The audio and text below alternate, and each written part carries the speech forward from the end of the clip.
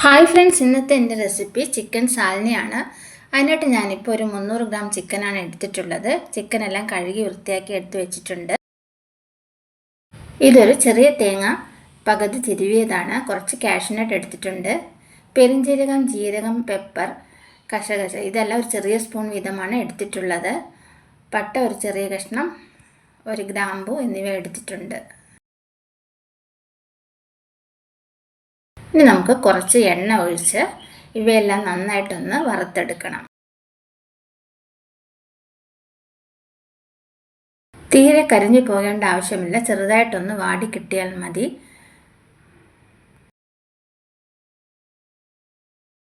അതിനുശേഷം മിക്സിയിലിട്ട് നല്ല പേസ്റ്റായിട്ട് അരച്ചെടുക്കുക. ഇനി ഒരു പാത്രത്തിൽ ഗ്രാമ്പു, ബേ ലീഫ്, ചെറിയ ഒരു കഷ്ണം പട്ട, കുറച്ച് എണ്ണ ഒഴിച്ചു കൊടുക്കുക. അതിനുശേഷം നമ്മൾ ചേർത്ത് കൊടുക്കേണ്ടത് നമ്മൾ അരിഞ്ഞു വെച്ചിരിക്കുന്ന സവാളയാണ്. ഒരു വലിയ സവാളയാണ് ഞാനിപ്പോൾ അരിഞ്ഞു വെച്ചിരിക്കുന്നത്.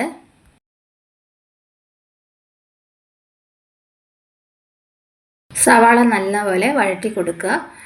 ഇനി നമ്മൾ ചേർത്ത് കൊടുക്കേണ്ടത് ഒരു സ്പൂൺ ഇഞ്ചിയും വെളുത്തുള്ളിയും ചതച്ചതാണ്. അതുകൂടി നമുക്കൊന്ന് ചേർത്ത് കൊടുക്കാം. വീണ്ടും നന്നായിട്ട് വഴറ്റുക. ഇഞ്ചിയുടെയും വെളുത്തുള്ളിയുടെയും പച്ചമണം മാറുന്നത് വരെ ഒന്ന് വഴറ്റി കൊടുക്കണം. ഇനി നമുക്ക് പൊടികളൊക്കെ ചേർത്ത് കൊടുക്കാം.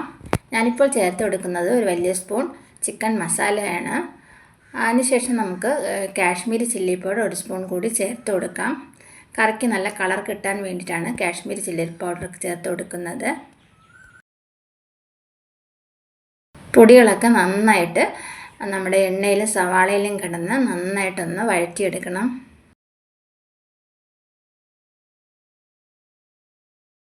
അതിനുശേഷം നമുക്ക് കഴുകി വൃത്തിയാക്കി വെച്ചിരിക്കുന്ന ചിക്കൻ കഷ്ണങ്ങൾ ചേർത്ത് കൊടുക്കാം.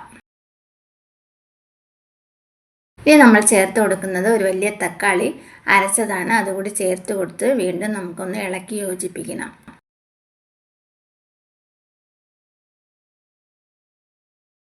തക്കാളിയും ചിക്കനും ഒക്കെ നന്നായിട്ട് ഇളക്കി യോജിപ്പിക്കുക. അതിനുശേഷം നമുക്കിനി ചേർത്ത് കൊടുക്കേണ്ടത് ഒരു ചെറിയ സ്പൂൺ ഉപ്പാണ്. അതുകൂടി ഒന്ന് ചേർത്ത് കൊടുത്തേക്കാം. കറി ചെറുതായിട്ടൊന്ന് തിളച്ച് വരുമ്പോൾ നമ്മൾ അരച്ച് മാറ്റി വെച്ചിരിക്കുന്ന അരപ്പ് കൂടി ചേർത്ത് കൊടുക്കാം. അരപ്പ് വെള്ളം കൂടി ചേർത്ത് കൊടുക്കണം. എല്ലാം കൂടി നന്നായിട്ട് ഇളക്കി യോജിപ്പിച്ച ശേഷം നമുക്ക് ഇതൊന്ന് മൂടി വേവിക്കാം.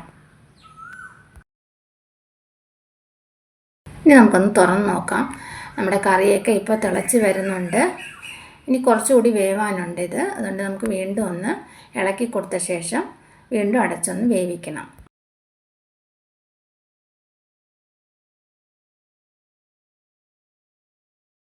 വീണ്ടും നമുക്കിതൊന്ന് തുറന്ന് നോക്കാം.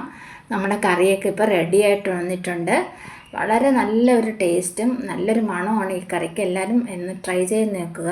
നമുക്കിനി കുറച്ച് അരിഞ്ഞു വെച്ചിരിക്കുന്ന മല്ലിയില കൂടി ചേർത്ത് കൊടുക്കാം. പുതിന ഇല ഉണ്ടെങ്കിൽ അതുകൂടി ചേർത്ത് കൊടുക്കാവുന്നതാണ്.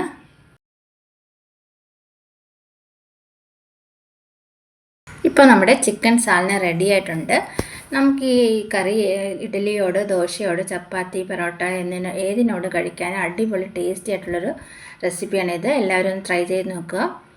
വീഡിയോ ഇഷ്ടമായി ലൈക്ക്, ഷെയർ ആൻഡ് സബ്സ്ക്രൈബ് ചെയ്യുക.